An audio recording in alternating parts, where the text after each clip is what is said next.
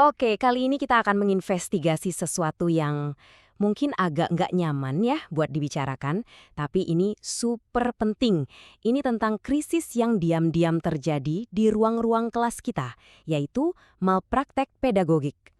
Gini deh, kita semua tahu ya, kalau dokter sampai lalai, pasien bisa meninggal, nyawa taruhannya.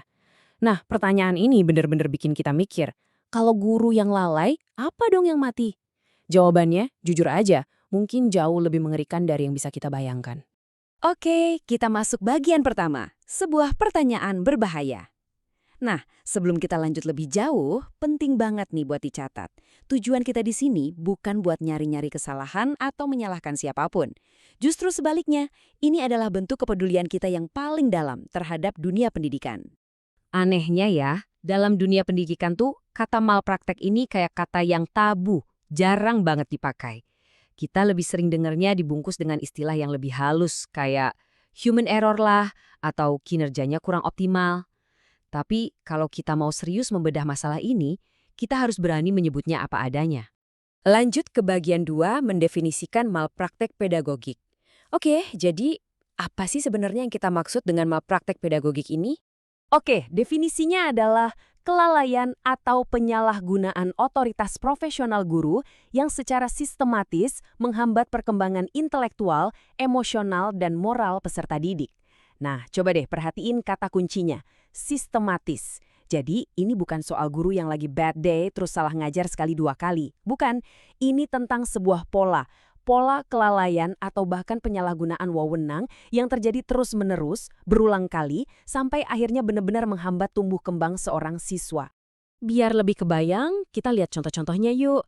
Saya yakin sebagian dari kita mungkin pernah ngalamin ini. Guru yang ngajar tapi kelihatan banget gak menguasai materinya. Atau penilaian yang rasanya kok subjektif banget ya, tergantung mood guru. Otoritas tanpa refleksi, ngajar tanpa alur yang jelas, bahkan fenomena guru titipan yang udah jadi rahasia umum itu.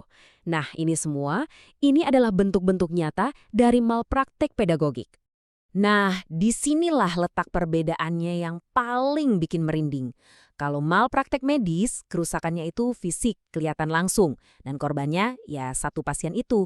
Tapi malpraktek pedagogik, kerusakannya itu laten, nggak kelihatan, numbuh pelan-pelan di dalam pikiran.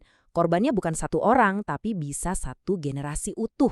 Dan yang dihancurkan bukan fisik, tapi sesuatu yang jauh lebih fundamental. Nalar, inovasi, dan kemampuan berpikir kritis. Ini bisa menghancurkan masa depan sebuah bangsa.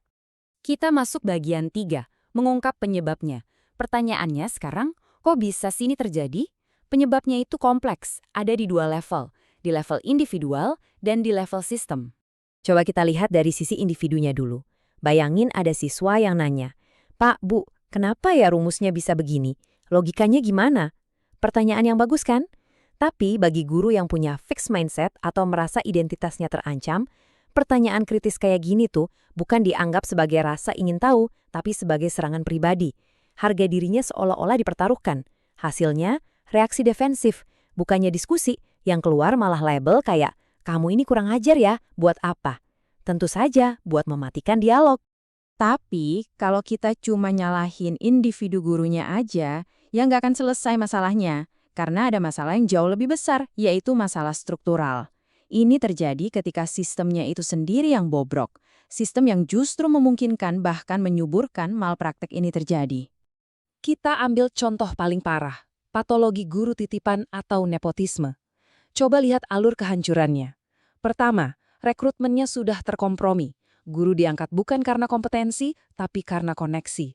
Kedua, karena itu, standar profesionalisme terpaksa dikorbankan demi menjaga hubungan politik atau kekuasaan. Dan yang ketiga, siapa korbannya? Ya tentu saja para siswa. Kualitas pendidikan anjlok dan budaya mediokritas, budaya yang penting cukuplah, jadi hal yang normal. Sekarang bagian 4, dampak sunyi pada siswa. Kita perlu bicara soal korban sesungguhnya dari semua ini. Tentu saja mereka adalah para siswa. Bodoh, itu identitasku. Coba renungkan kalimat itu sejenak. Ini benar-benar dalam banget. Ini bukan lagi sekedar soal nilai merah di rapor. Ini jauh lebih parah. Ini adalah kerusakan jiwa.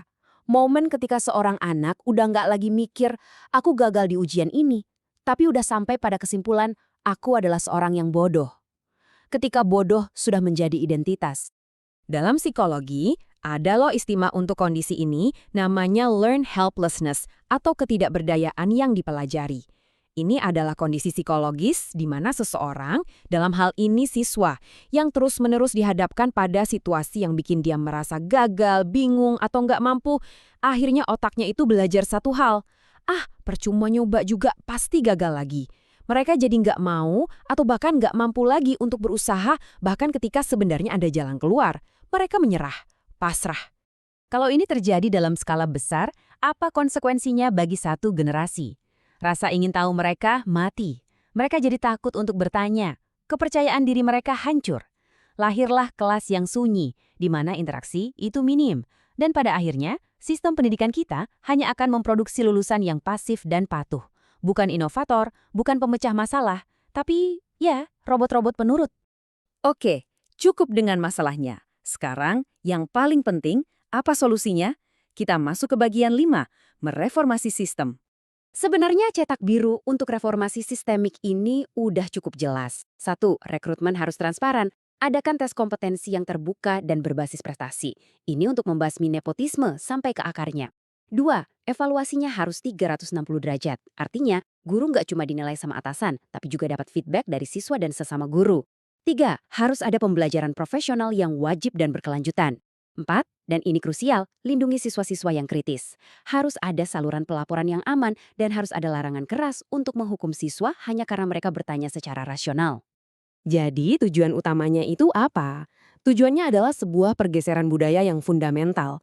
Kita harus mengubah sekolah dari yang tadinya seperti hierarki feodal, di mana guru itu seolah raja yang nggak bisa salah, menjadi sebuah organisasi pembelajar yang dinamis. Tempat di mana semua orang, termasuk kepala sekolah dan para guru, terus-menerus belajar, berefleksi dan berkolaborasi. Oke, kita sampai di bagian akhir masa depan yang kita pilih. Karena pada akhirnya, semua diskusi ini akan bermuara pada satu pertanyaan. Masa depan seperti apa yang kita inginkan untuk pendidikan kita? Pilihannya benar-benar ada di depan mata kita, dan pilihannya sangat kontras. Skenario pertama, kita diam dan tidak melakukan apa-apa. Hasilnya, guru yang stagnan, siswa yang pasif, dan lahirnya generasi yang rapuh. Skenario kedua, kita berani dan melakukan reformasi. Hasilnya, guru yang reflektif dan adaptif, siswa yang kritis dan inovatif, dan kita akan punya generasi pemecah masalah. Jadi, jalan mana yang akan kita pilih bersama? Penting untuk kita ingat sekali lagi, mengkritik seperti ini bukanlah sebuah serangan. Sama sekali bukan. Justru, ini adalah bentuk cinta yang paling tulus dan paling serius terhadap profesi guru dan dunia pendidikan. Anggap saja, ini seperti dokter yang harus melakukan operasi yang mungkin menyakitkan, tapi tujuannya adalah untuk menyelamatkan nyawa pasiennya. Kita harus berani melakukan ini untuk menyelamatkan masa depan anak-anak kita. Sebagai penutup, saya ingin meninggalkan Anda semua dengan satu pertanyaan terakhir untuk direnungkan. Sebenarnya, kita ini mau sekolah yang menghasilkan apa? Sekolah yang mencetak lulusan yang patuh? Atau sekolah yang melahirkan manusia-manusia yang merdeka dalam berpikir? Pilihan ada di tangan kita semua sebagai masyarakat. Karena pada akhirnya, pendidikan itu bukan cuma soal nilai dan ketertiban di kelas. Ini soal arah masa depan sebuah peradaban.